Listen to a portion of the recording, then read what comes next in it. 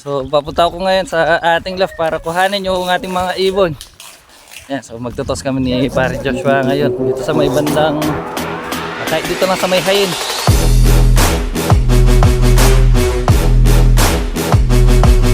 Kaya ayan, ngayon sabay-sabay niyang pakakaulan.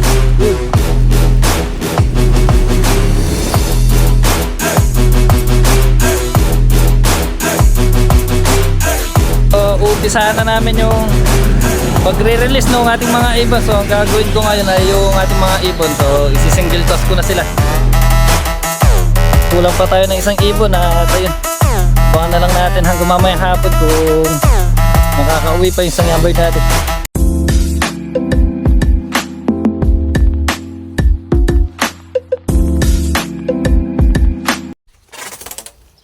Kung ako lasa gulit tayo. Maghahay ka pa. No. Ay, so magandang araw po sa inyo lahat ito. So papunta ako ngayon sa ating loft para kuhanin yung ating mga ibon. Yan, so magtutos kami ni Pare Joshua ngayon dito sa may bandang kahit dito lang sa may hayin. Yan, so pupunta kami dun. So ipapagpag namin yung ating mga ibon. So kukunin ko muna yung ating mga ibon dahil si Pare Joshua ay nandyan na. Kaya medyo nagmamadali tayo. Dugulaan mo na.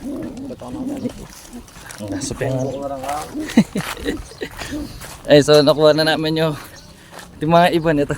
Si Pare Joshua. So total, mainit yung panahon ngayon at mukhang hindi naman uulan. Kaya ayan, itutos namin yung ating mga ibon. Kahit dito lang sa may bandang hayin sa Nueva Ecija para maipagpag yung ating mga ibon. Taas lamuan yan eh.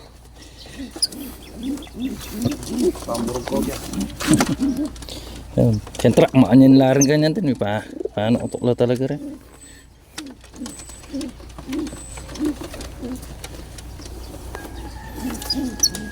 Sibong yan pa, nagsako na eh. Tama yung comment dun eh.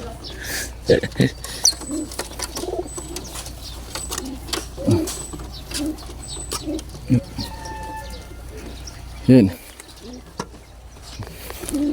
Yun na yung ating mga ibon. So isang training box na lang yung ginamit namin. Ito yun na. So ito, nabalot na tayo. Oras na para umalis dahil ayun, baka umulan pa. Yan yung ating mga ibon. Tayo mga pars kanina. Ilan yung kilometro ito? Ayun. Yan yung kaya. Metro oras na. So paalis ito. Oo, parang mga metro oras siya arta. May mga na kami. Kaya na kami.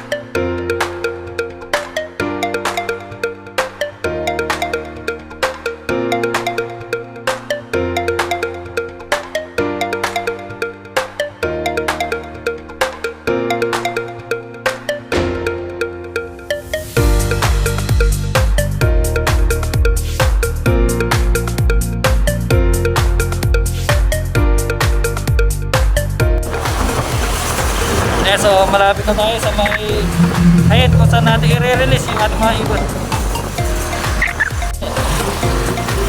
Yun, so nandito na tayo sa tulay. Napunto ka na rin, nakatanto. Kanya ako din.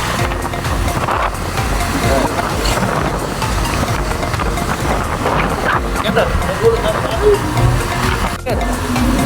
Ay, meron ng hay, arko naman ito, hay. Kung malayo mo yung saga na yan, at nakakita na yung hay, ayan. Yan, ito na. Ito na yung arko ng hay.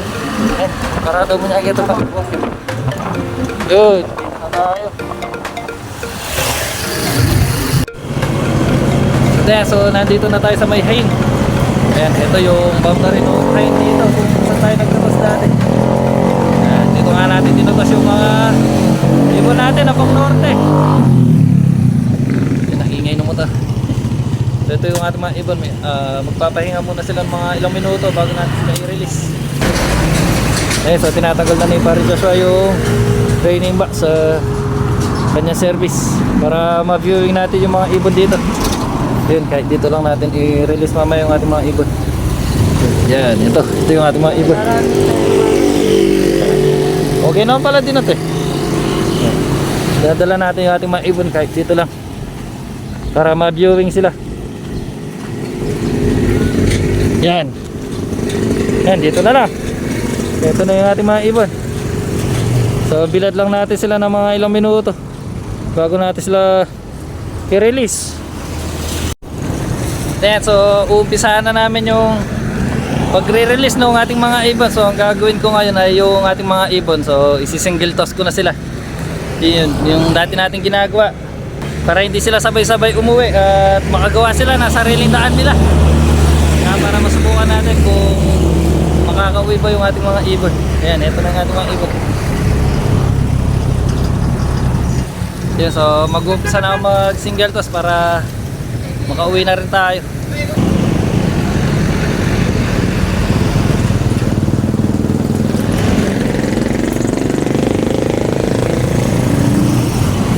Yun na, so na-release na natin yung red bar natin. Ayan, umiikot pa dito.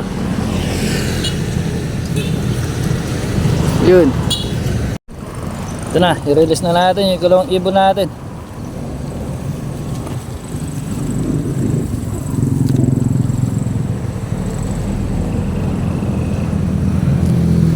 Yun, ito na yung pangalawang ibon natin.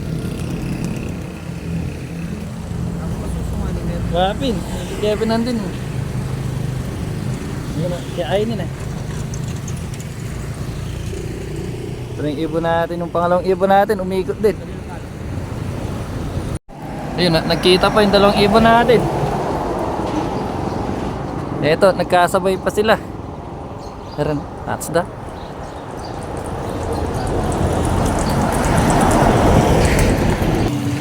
Yan, siguro mukhang nakalayo na yung dalawang ibon natin.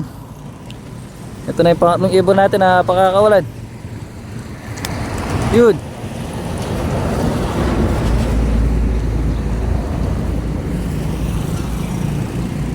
Yun, mukhang dumiretso na yung isang ibon natin. Ay, umiikot pa. Ito. So, umiikot pa siya dito.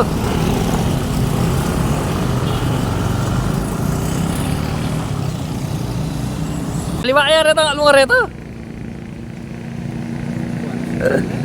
Yapi siguro ito, maputi ito metong. Anak natin pa along. Yung tatlong ibon na pinaulan natin, ito. Nagikot-ikot lang dito.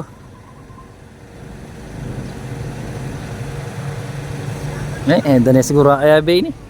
Yun, so kahit nagikot-ikot yung tatlong ibon natin, ito, pakakawalan na natin yung pang-apat na ibon. Ito na. Yun.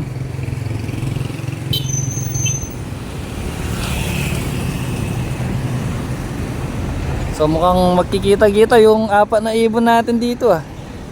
Yung tatlong ibon natin ay hindi pa sila dumiretso pa uwi. So ayun nga, nakita natin sila dito. Dito banda. Yun yung isang ibon natin ito. At so Apat na nga yung napakawalan natin na ibon. Ngayon, ito na yung huling ibon natin na pakakawalan. So bali ito yung ibon natin na huling dumarating. Kaya ngayon, huling ibon din natin siyang pakakawalan. Yun, so pakakawalan ko na. Yun, nagtago yung ibon natin. Ito yung ibon natin na huling pinakawalan. Ito yung mga ibon ni Barin Joshua. So bali yung apat dito. So first toss nila ngayon, ayan, dito agad sa may hain. Tingnan mo naman kung gaano katapang si Barin Joshua. So yung mga ibon niya, yan yung mga young bird niyang bago, dito agad niya pinakawalan. Or dito agad niya pakakawalan. Yung ating mga ibon ay wala na. Nakalayo na. Wala na siguro ito. Yun, pakakawalan na ni Barin Joshua yung kanyang mga ibon. So bali yung kanyang mga ibon, yung dalawa dito, yung sinasakay niya sa training at yung apat, mga bagong young bird niya na first toss nila ngayon. Yan, medyo biniglaan niya yung pagtutos sa mga ibon niya. Kaya ayan, ngayon sabay-sabay niyang pakakawalan. Yun. Yun yung kanyang mga ibon. Anim na ibon yung pinakawalan niyang sabay-sabay. Mikot dito.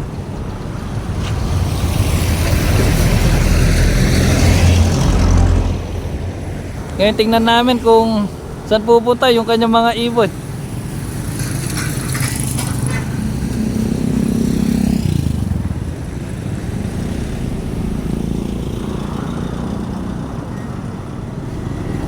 Yan yung kanyang mga ibon, nag-ikot-ikot dito. Masanting sana nung nakasabi dito may itong kanyang bata. At ilang guide. Wapin, hanggang bata tila pa may itong guide. Pero alam mo, lupang alani tami itong kung ngayon. Pero, nagbanda na akong south. Yan yung kanyang ibon. Taren? Kaning gulo na ning manggo. Pinabano ka niya. Ang ginit talo. Ayun yung kanyang ibon. Doon sila pumunta.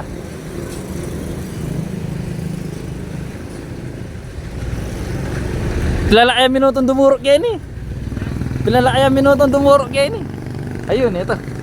Ito yung kanyang ibon.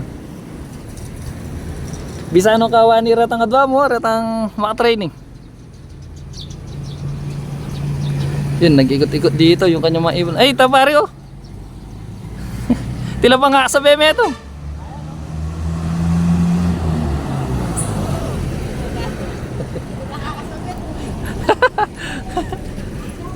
Masanting sana nung itang tawli kong piyakawalan to. Pero alim, malawot. Malawot to.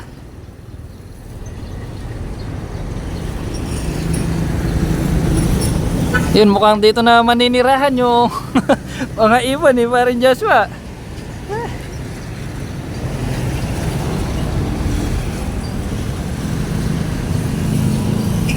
Ito yung kanyang mga ibon. So hinahanap pa yung kanilang daan.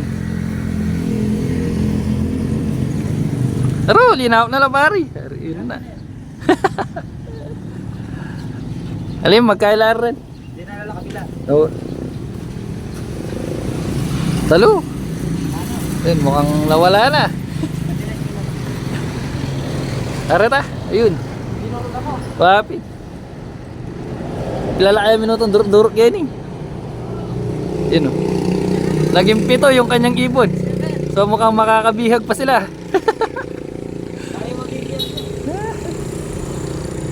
Ayun na. Ito pare oh. Yun na. So mukhang didiretso na sila. Yun. Ito pare oh. Diniretso na lang. At ayan. So mukhang dumiretso na yung ibon ni Barin Joshua. So mukhang uuwi na. Yun. So tayo naman ay uuwi na rin. Para matignan natin yung ating mga ibon kung ayun, kung kumpleto na. Ayan, ito na. Nag-aayos na kami. Ayun. So check na lang natin mamaya pag uwi kung kumpleto ba yung mga ibon natin at yung mga ibon ni Paring Joshua. Yan, kaya ano pa hinihintay natin. Tara! Ayan, so bago kami umuwi. So, kain muna tayo at... Ate, ba't ate yung bring shoutout? May bayad kami. Ay, ganon? May bayad? Soft drinks. Bayad namin soft drinks. Hindi, ikakat ko na lang. Ay, ikakat ko na lang. Ay, so kain po tayo. Ito.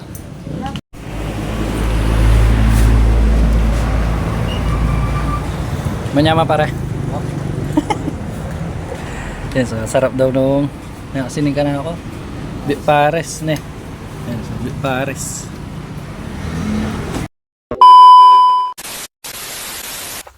So nakauwi na kami at ito.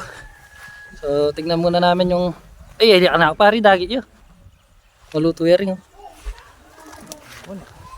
So tignan muna namin yung ating mga ibon kung kumpleto na ba sila. Yun, mukhang meron pa tayong dagit dito. Ako ito. Yung merong isang ibon dito sa ating loft. Alam kayo ba yun eh? Alam kayo? Baka sa ali. Subukan tayong stigan. Aw. Kaya maluto rin. Yun. Ito na yung ating mga ibon. Hawak ka na ako yun. 2, 4. Pa! Kulang lang ito. Kulang na. Mukha. Alay pa ikai. Ito maputi rin. Oo. Ayun. So heto na yung ating mga ibon. At wala pa yung isang ibon natin. Ito. Wala pa yung ibon natin na puti yung ring. Ito yung ibon natin. 4. So 4 pa lang yung nandito. 4 laba. Eh, so kulang pa nga tayo ng isang ibon. So wala pa yung ibon natin. Yung huling pinakaulan natin. Yung puti yung ring. Yun at yung kay Paring Joshua. Hindi pa niya alam kung kumpleto ba yung kanyang mga ibon na pinakawalan kanina. Patawin ang luya ka tayo. Yung uya ka rin kaya? Mega sige. Bila megan ba ito? Singsingan meta metong ka rin. Di may sing-sing ginto. Oh. Yun, so pauwi na si Paring Joshua at ayun nga, kulang pa tayo ng isang ibon at ayun. Abangan na lang natin hanggang mamayang hapon kung makakauwi pa yung isang yambird natin. At ayan, so magandang hapon po. So time check at alas 5 sakto na. Ayan, so papunta na tayo sa ating loft para pakainin yung ating mga ibon at eto. So nandito na yung isang yambird natin. Ayun yung ibon natin. Ayun, so tamang barako lang dun sa ibon natin na nandun sa trapdoor. Ayun. So ngayon lang tayo pumunta dito dahil ayun, nakatulog tayo. Kaya ayun, ngayon lang natin nakita yung ating ibon kung dumating na ba. Kaya ito pagpunta natin or pagsilip natin sa ating loft, ito nandito na nga siya. So natagalan siya sa pag-uwi. Yun, so papapasokin ko muna. Ligo.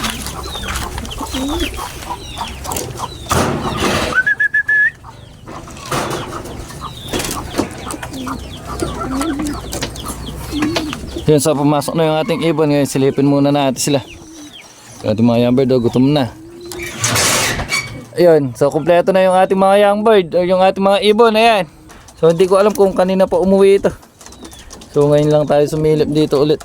Yun yung ating mga young bird. Uhaw na uhaw. Yung isa nandun. So bibigyan ko muna ng patoka itong ating mga ibon para makakain na sila. Yun, yun. Pasok na, pasok. Yun. Gutom na sila. At ayan, so tapos na tayo magbigay nung patoka sa ating mga ibon. Ayan, so tumutuka-tuka pa yung ating mga young bird. Ayan. So yung ating mga ibon ay kumpleto na. So nakumpleto sila ngayong araw. At yung kay Paring Joshua ay hindi natin alam kung kumpleto ba sila. Yun, kanina nung pag-uwi natin, nag-chat siya na isa pa lang yung umuwi niya sa kanyang mga ibon. So bali 6 nga yung pinalipad niya kanina or yung tinos niya. So bali yung 4 dun sa mga ibon na tinos niya kanina ay first toss or Unang beses na maitotos kanina. So ayun, sabi ko nga sa kanya baka mabigla yung kanyang mga ibon. Ayun. So sinubukan niya na itos ng ganun kalayo yung kanyang ibon at ayun. So ngayon isa pa lang daw yung kanyang ibon na umuwi. Ayan. So hoping na makauwi pa yung ibang ibon niya. Ayan, so hintayin na lang natin yung chat niya hanggang mamaya kung nakumpleto ba ngayong araw yung kanyang mga ibon. Ayan, so tayo masaya naman dahil kumpleto na yung ating mga ibon. So mamaya tatawagan ko na lang para itanong ko sa kanya kung kumpleto na ba yung kanyang mga ibon para may balita tayo sa kanyang mga ibon.